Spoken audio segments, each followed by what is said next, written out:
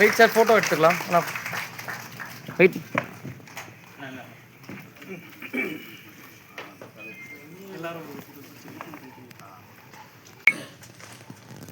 Camera பாருங்க. Wait sir, video. Okay wait.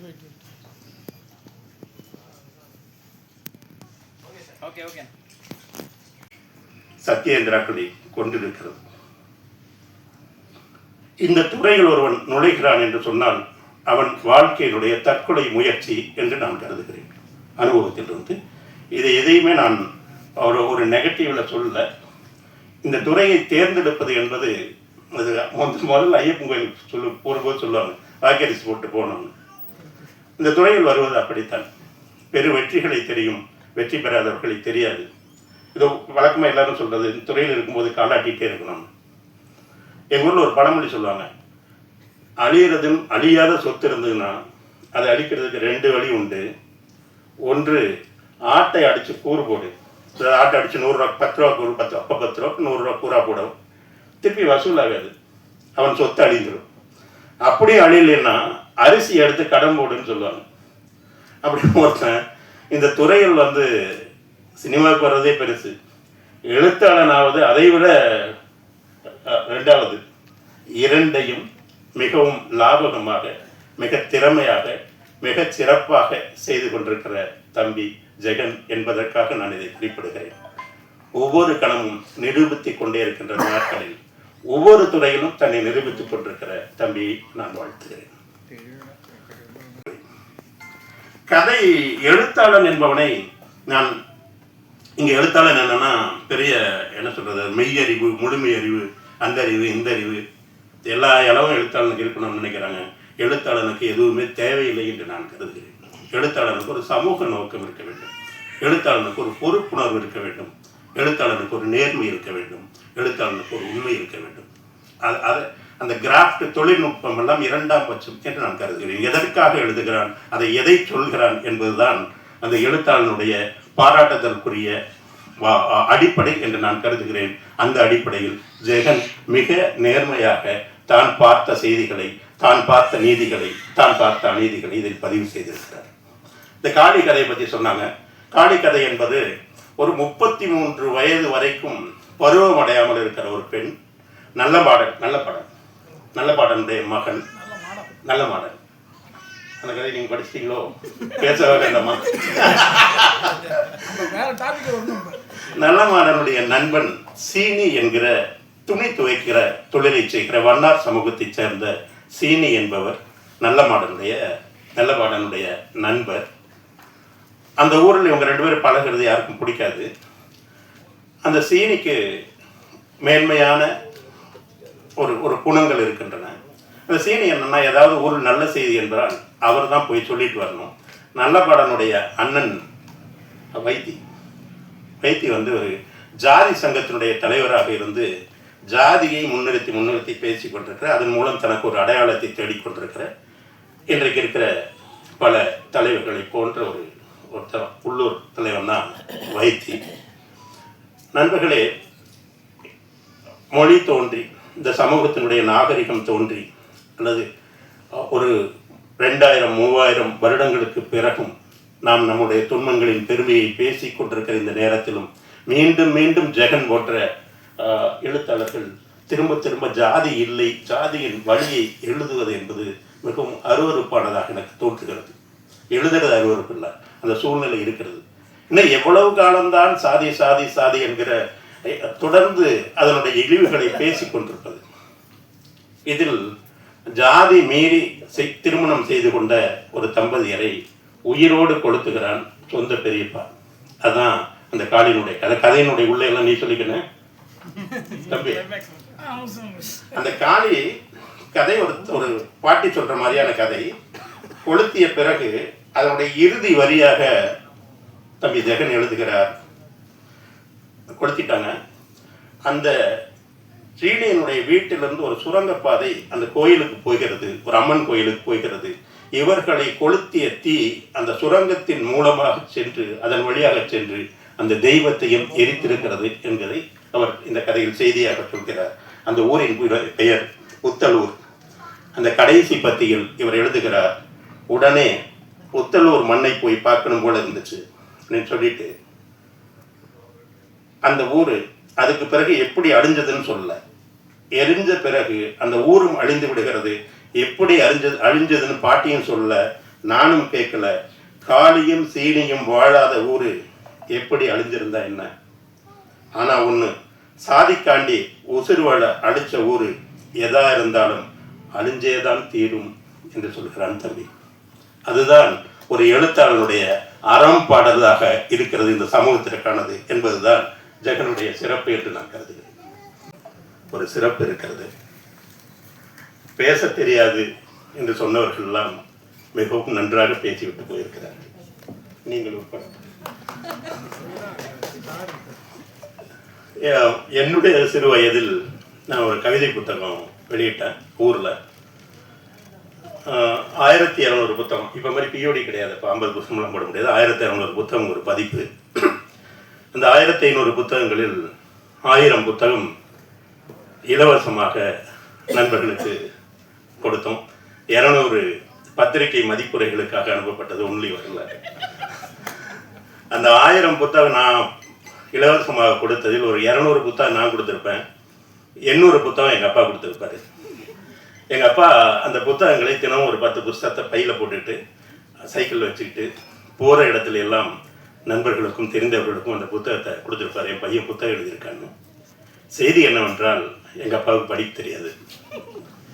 அப்போ ஒரு படிக்க தெரியாத அப்பாவுக்கு ஒரு மகன் ஒரு புத்தகம் எழுதியிருக்கிறான் என்பது மிகவும் பெருமைக்குரிய செய்தியாக. இந்த மேடையில் இந்த எழுத்தாளரின் தந்தையையும் தாயையும் அழைத்து இந்த புத்தகத்தை கொடுக்க வைத்ததை தவிர அதை விடவும் சிறப்பான எந்த பெருமையும் இருக்க வேண்டிய அவசியமில்லை என்று நான் கருதுகிறேன். இந்த மேடையில் எல்லாரும் அவரும் திருநெல்வேலிக்காரரும் நானும் திருநெல்வேலிக்காரரும். ஒருத்தன் ஆதார் கார்டில் திருநெல்வேலியை காட்டிக்கொண்டே இருந்தார்கள். மன்னிக்கவும், நான் திருநெல்வேலிக்காரன் இல்லை. நானும் தோழர் அமீரும் மட்டும்தான் திருநெல்வேலி இல்லைன்னு நினைக்கிறேன். தம்பி முருகன் மந்திரம் பேசும்போது சொன்னார், வட்டார வழக்கை பற்றி அவர் இங்கே தொடங்கினார். முதலாக எழுத்தில் வட்டார வழக்கு என்பது கோவையில் தான், அந்த கோவை மொழியில் தான் தொடங்கியது. ஆர் சண்முகம் எழுதிய நாகம்மாள். மக்களை பெற்ற மகராசி என்கிற திரைப்படத்தில் வட்டார வழக்கு முதலில் கோவை வட்டார வழக்கு தான் வந்தது. ஆனால் இன்னைக்கு என்ன எப்படி இருக்குன்னா, வட்டார வழக்கை பேசுவது என்பது கேலிக்குரியதாக இருக்கிறது. நீங்கள் ஒரு வார்த்தையை பேசுனீங்கன்னா அதை திரும்ப திரும்ப கிண்டல் பண்ணுறதா இருக்குது வட்டார வழக்கு என்பது. ஒவ்வொரு அம்மாவுக்கும் ஒரு சமையல் கைமணம் உண்டு. ஒவ்வொரு சமையலும் ஒவ்வொரு வைக்கிற ரசம் என்பது வெறும் புளியையும் தக்காளியும் கரைச்சி வைக்கிறது தான். ஆனால் ஒவ்வொரு அம்மாவினுடைய ரசத்திற்கும் ஒரு சுவை உண்டு. ஆனால் நண்பர்களே, ஆச்சி மசாலாவும் சக்தி மசாலாவும் அம்மாக்களின் சுவையெல்லாம் கொன்றுவிட்டன என்பதுதான் சோகம். அப்படித்தான் வட்டார வழக்குகள் இல்லாமல் போனது ஒரு மொழியினுடைய மிகப்பெரிய இழப்பு என்று நான் கருதுகிறேன்.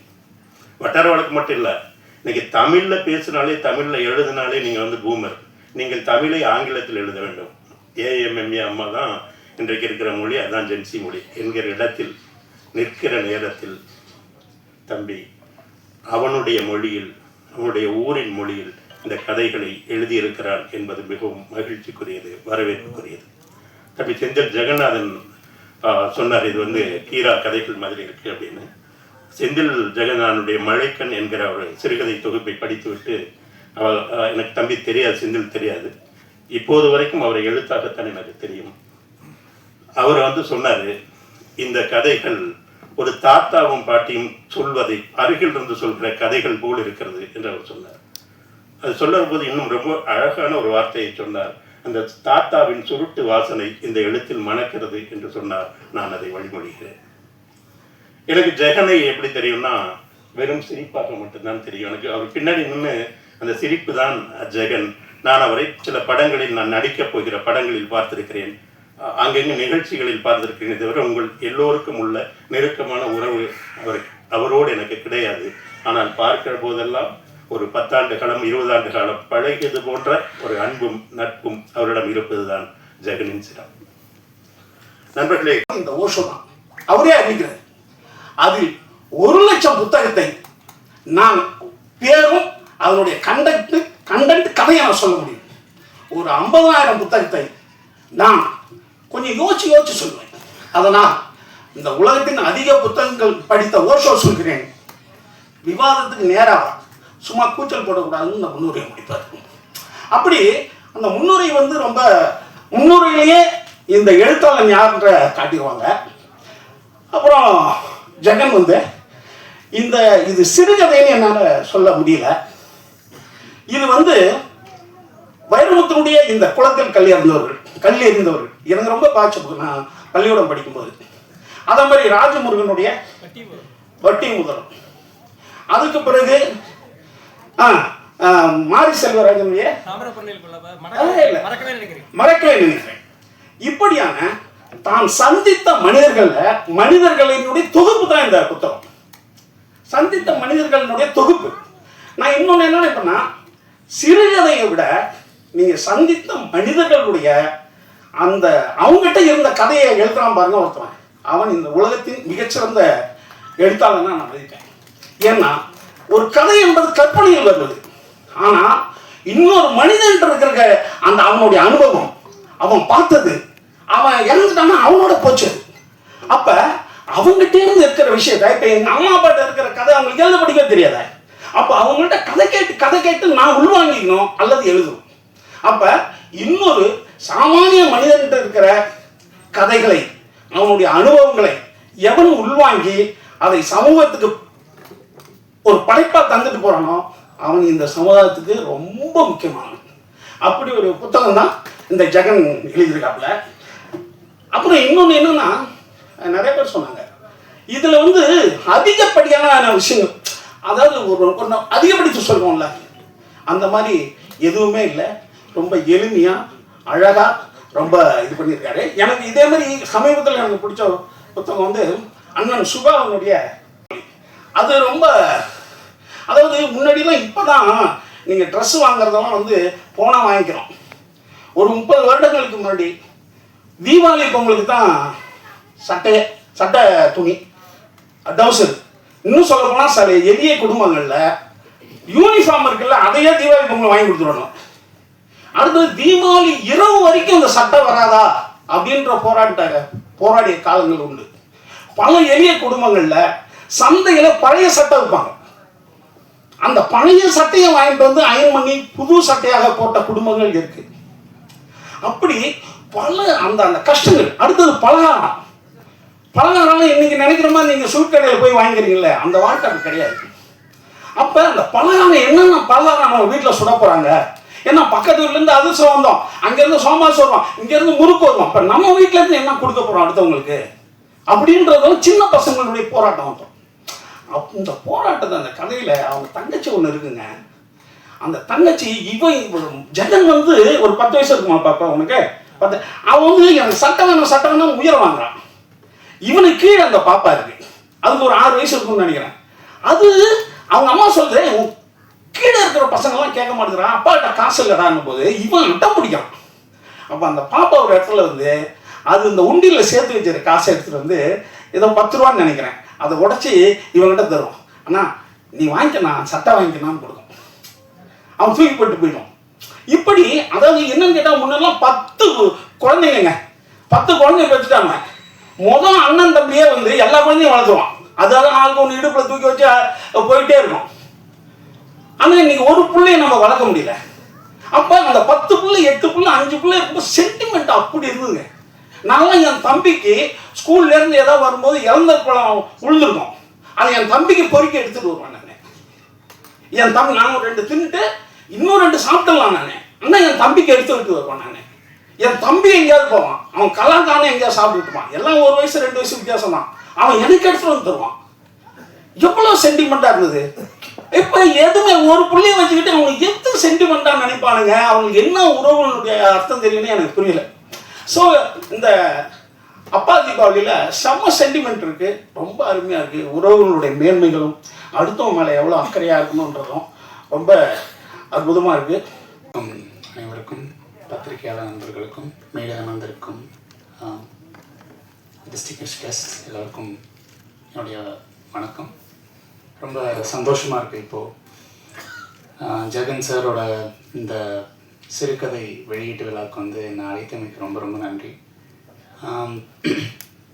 நான் வந்து நிறைய ரைட்டர்ஸோட சின்ன வயசுலேருந்தே தாமு ஏசா அவங்களுடைய இதுலேருந்து நான் என்னோடய சொந்த ஊர் திருநெல்வேலி தான். ஸோ நிறைய ரைட்டர்ஸ் அவங்களுடைய பழக்கங்கள் அவங்களுடைய மத்தியிலேருந்து நான் நிறைய வளர்ந்துருக்கேன், நிறைய விஷயங்கள் அவங்களை அப்சர்வ் பண்ணியிருக்கேன். இப்போ வந்து இவங்க எல்லாருமே பேசும்போது வந்து ரொம்ப நாள் கழித்து ஒரு எழுத்தாளரோட ஒரு மேடையில் வந்து பகிர்ந்துக்கிறதுன்றது ரொம்ப ஒரு இன்சைட்ஃபுல்லாகவும் ரொம்ப ஒரு நாலேஜ் வளர்த்துக்கிறதுக்கு உண்டான ஒரு விஷயமா பார்க்குறேன்.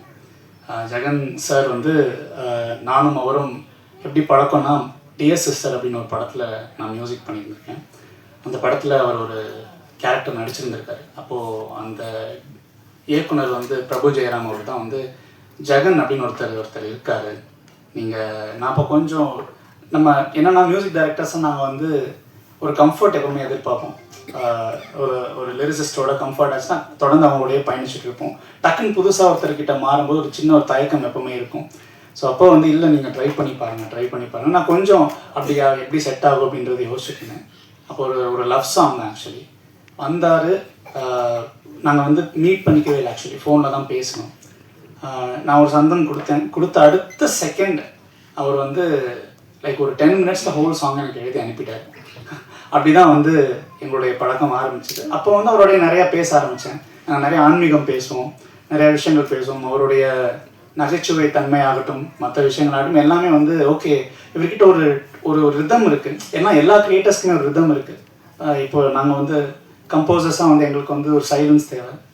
ரைட்டர்ஸாக வந்து அவங்களுக்கு ஒரு பிளாங்க் பேப்பர்லேருந்து ஆரம்பிப்பாங்க.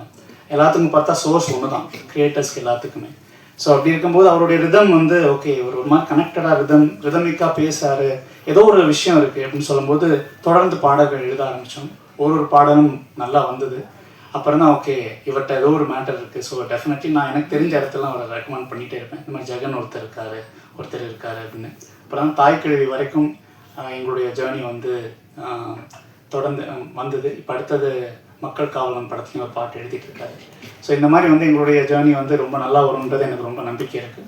மோரோவர் அவருடைய ஒரு பாசிட்டிவிட்டி எப்போவுமே வந்து என்னவாக இருந்தாலுமே அவர்கிட்ட இருந்து ஒரு எனர்ஜி இருக்கும். அந்த எனர்ஜி தான் எனக்கு தெரிஞ்ச ஆர்ட்டாக கன்வெர்ட் ஆகுன்றதை நான் ரொம்ப நம்புகிறேன். ஸோ இந்த சிறுகதை இன்றைக்கி தான் வந்து ஒன்று படித்தேன், அப்பா தீபாவளியோடது படித்தேன். ஆக்சுவலி ரொம்ப நல்லா இருந்தது. ஆக்சுவலி அவர் அதில் வந்து ரொம்ப என்னென்னா வந்து அதை படிக்க என்னென்னா ரொம்ப இயல்பான விஷயங்கள் வந்து எனக்கு எப்பவுமே பிடிக்கும். இப்போ சினிமா படங்களாகட்டும் பார்க்குறதாகட்டும் ரொம்ப இயல்பாக சிம்பிளான பீப்புள் எனக்கு ரொம்ப பிடிக்கும். காம்ப்ளிகேட்டடான டூ மச் இன்டெலிஜென்ட் பீப்புளோடையுமே சம்டைம்ஸ் பழகாமல் சிம்பிளான பீப்புளோட பழகும்போது நமக்கு வந்து நம்மளுடைய மைண்ட் பயங்கரமாக ரெஃப்ரெஷ் ஆகும் ஆக்சுவலி. ஸோ ஜெகன் அந்த மாதிரி ஒருத்தர். அவரோட எப்போ பேசினாலுமே வந்து ஒரு மாதிரி புதுசான ஒரு விஷயம், எப்பவுமே ஓப்பனாக இருப்பாங்க. ரொம்ப லாக்டவுன் நிறைய பேர் இருப்பாங்க. Is always open to new things. புது விஷயங்களுக்கு ஓப்பனாக இருப்பார். ஸோ அப்படி இருக்கும்போது அந்த அப்பா தீபாவளி படிக்கும்போது வந்து ரொம்ப நல்லா இருந்தது. அப்போ தான் காமிச்சார் அவர் என்னோட அப்பா முன்னாடி உட்காந்துருக்காரு, அம்மா முன்னாடி உட்காந்துருக்காருன்னு. வணக்கம்மா. ஸோ அதில் வந்து ரொம்ப அழகான ஒரு விஷயம் வந்து என்னென்னா, அந்த தங்கச்சி அவங்களுடைய தங்கச்சி வந்து பக்கத்து வீட்டுக்கார பொண்ணு பிரேமா கிட்ட வந்து இந்த மாதிரி வந்து எங்கள் வீட்டில் வந்து என்னென்னா புது துணி வாங்கி கொடுக்கலையான்னு கேட்கும்போது வந்து அதை சொல்லும். அது மாதிரி வந்து இல்லை எனக்கு வந்து ஆல்ரெடி வந்து எங்கள் அப்பா வேற ஒரு இடத்துக்கு வாங்கி கொடுத்ததே அந்த துணியே நான் இதில் போட்டுக்கிறேன் அண்ணா அதை சொல்லும். அண்ணே வந்து புது துணி போடணுன்னா சாமி கோச்சுக்கும், கரெக்டு தானே அதானே. ஸோ அப்போ வந்து அப்படி என்ன சாமி அதெல்லாம் ஒன்றும் தேவையில்லை, புது துணிலாம் தேவையில்லைன்னு சொன்னதுக்கப்புறம் நம்ம எப்போவுமே லைஃப்பில் வந்து நிறைய விஷயங்கள் ட்ரை பண்ணி எதிர்பாராத டைமில் தான் ஒரு விஷயம் நடக்கும். ஒரு சட்டையே வேணான்னு திருப்பி கொடுத்துருப்பாரு, மறுநாள் ஒரு ஆக்சுவலி சட்டை வந்திருக்கும். ஸோ அது வந்து நான் ரொம்ப ரசித்தேன் அந்த ஒரு விஷயத்த. ஜெகன் நீங்கள் மென்மேலும் பெருசாக வருவீங்க, எந்த வித மாற்றமும் கிடையாது. ஷுவராக நான் ரொம்ப பிலீவ் பண்ணுறேன் ஆக்சுவலி உங்களுடைய டேலண்ட்டுக்கும் உங்களுடைய திறமைக்கும். ஸோ என்ன இந்த இடத்துக்கு கூப்பிட்டதுக்கு ரொம்ப நன்றி.